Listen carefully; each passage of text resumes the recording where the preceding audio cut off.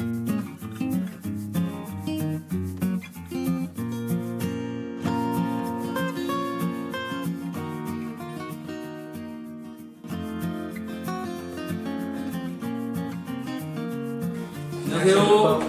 저는 김지형, 김예창입니다.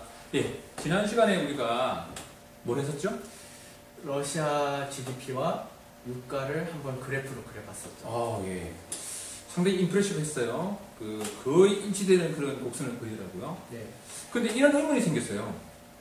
어떤 의문이죠? 그럼 도대체 일치한다고 하면 얼마나 일치하나? 네. 뭔가 이건 그냥 일치하는 그림 그리는 그냥 동네 제 생각에 초등학생 수준 같고, 과연 이게 일치한 정도가 얼마나 큰가 그런 거를 지표로 나타내 주셨으면 좋을 것 같다는 생각이 들었어요. 첫 번째는. 네. 두 번째는 그러면 과연 러시아만 그러냐? 다른 산유국들도 그런 경향이 있습니다. 있을 것 같죠? 네. 그러면 산유국이 아닌 우리나라는 어떠냐? 또 영향받을 것 같아요. 그 그래프를 그려보면 제 유가에 따라서 그 생활 GDP가 상당히 영향을 받을 것 같아요.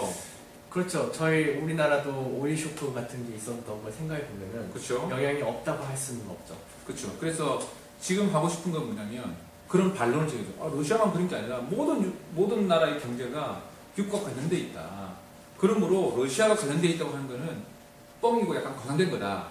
라는 질문을 들어올 수 있겠죠. 들어올 수 있죠. 그거를 이제 반응하기 위해서, 또 우리도 알고 싶으니까 그 내용이 그렇죠. 과연 다른 나라들은 어떻게 유가와 반응을 보이고 있으며, 러시아 거와 우리나라, 일본, 중국, 다른 나라들이 이렇게 반응하는 걸 같이 동시에 보면서 과연 러시아가 특별히 더 그렇다라는 거를 보여주면 더 좋을 것 같아요. 그 그래프에서는.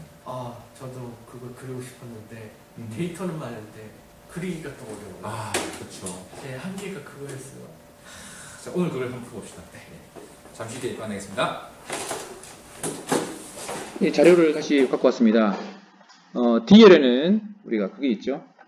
D열에는 저희 그 2년간 석유의 평균 가격을 했죠. 것이고요.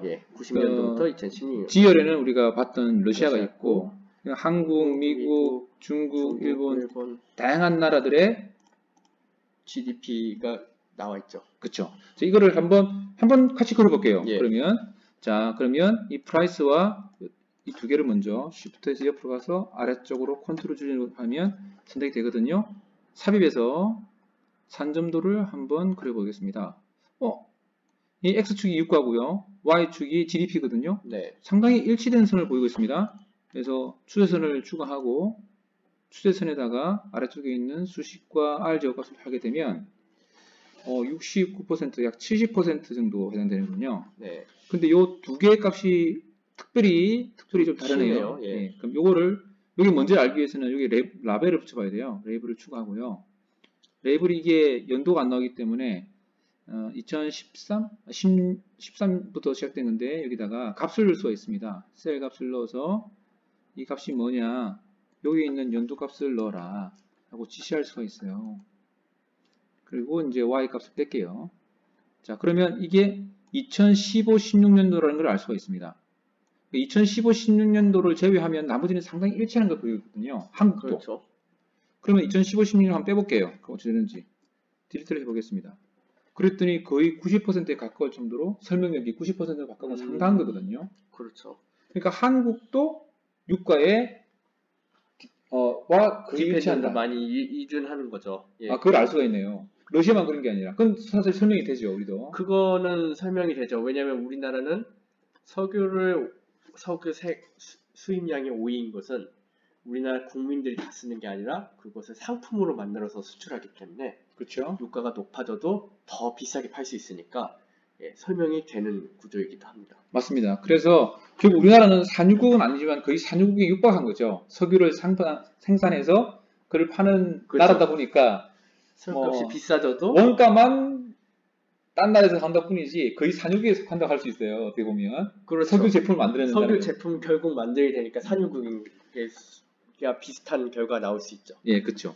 그 다음에 이제 그러면 미국을 한번 알아볼게요. 미국을 이렇게 탁 옮기면 미국이 바로 그려집니다. 미국도 역시 마찬가지네요. 미국도 65%인데 제일 아래쪽에 있는 미국의 두 개의 값을 집어보면 84%. 우리나라는 덜하지만 그래도 꽤 많습니다.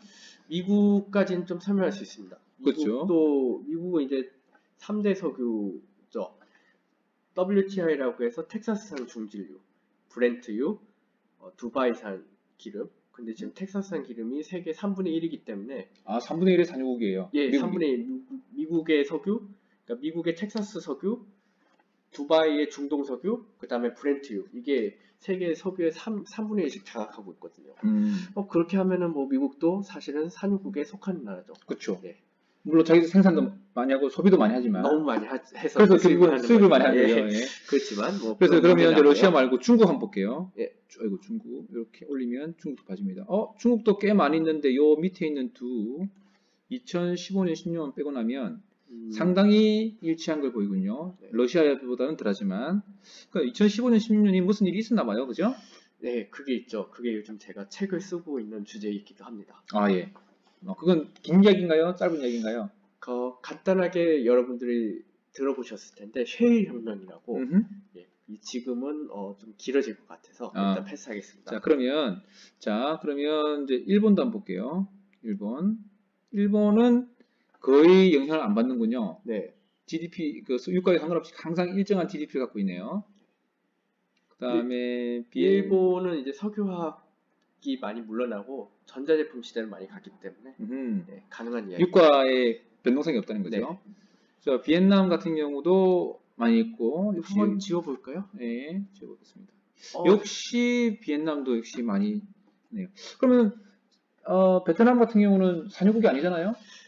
네, 예, 베트남은 산유국은 아니고 옛날에 산유국 아주 이게 석유화학 제품 많이 만든 것도 아닌데 이제 그거를 설명하기가 어려운데 베트남 같은 경우는 지금 이제 공업화를 하고 있어요. 이제 예, 혹시 2000년대까지 이걸 줄여볼 수 있을까요? 그럴 수 있죠. 그러면 어떻게 하느냐? 그럴 때 2000년대까지 줄여본다 그러면 네. 요거를 이렇게 올리면 2000년대까지 네, 99년도까지 예, 9까지를 줄이면 됩니다.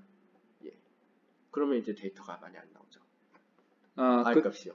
그 전까지는 석유와 거의 상관이 없다가 2000년대 이후부터 중국이랑 같이 신흥 개발 도상국으로서 투자를 받아서 베트남도 지금 석유화학이 많이 발전하고 있거든요. 그렇죠. 이 나라는 원래는 그 공산주의 개방을 하기 전까지는 공장이 없었어요. 미국이랑 북한이랑 비슷한데. 북한이랑 비슷했는데 2000년대 이후에 개혁 개방하면서 지금 베트남에 어마어마한 공장이 세워지고 있어요. 그렇죠. 우리나라처럼 석유화학 수출이 이제 시작하는 나라예요. 자, 그러면 근데 우리가 갖고 있던 처음 그 논리, 러시아는 산유국이기 때문에 유가랑 많이 일치한다. 네. 라는 거 조금 안 맞는 것 같아요. 근데 이제 제가 본 거는 경제의 성장률인 거죠. 러시아 같은 경우에는 유가에 따라서 경제가 성장률을 저는 말씀드립니다. 오케이. 그럼 그거 좀 이따 생각하고. 네, 그거 좀 이따 보겠습니다. 자, 그러면 인도도 볼게요. 자, 인도도 보면 통계 봅니다. 역시 마찬가지 2015년 16년을 빼고 나면 많이 달라질 것 같아요. 89 역시 거의 90에 육박할 정도로 하고요. UK 영국이죠? 예, 영국도 70%. 영국은 브렌트유 산유국이에요. 네. 네, 그래서 그럴 수 있어요. 근데 스페인도 혹시 잠시만 영국 2016 자, 딴 거 다 보겠습니다. 예. 이스라엘도 여기 보면 2000 역시 느껴진 건 뭐냐면 모든 나라의 경제 GDP가 네. 유가에 상당히 많이 설명이 된다는 거예요. 네. 그러다 보니까 이제 러시아가 유독 지난번 방송에서 말씀하셨던 유가와 GDP는 상당히 일치한다라고 했는데 그 논리는 좀 아닌 것 같아요. 그렇죠? 그 다음에 그러면 이제 다시 우리가 이걸 데이터를 통해서 알 수 있었던 거예요. 그것만 비교한 게 아니라 딴 나라까지 같이 해보면서 알 수 있었던 거죠. 자, 그러면 이렇게 한꺼번에 이제 하나씩 그려본 건 됐어요. 근데 이거를 하나씩 그려보니까 너무 힘들잖아요. 그렇죠. 그 데이터를 시각화한다는 입장에서는. 그래서 한꺼번에 그려보고 싶거든요. 자, 한꺼번에 그려보는 방법을 한번 배워보도록 하겠습니다.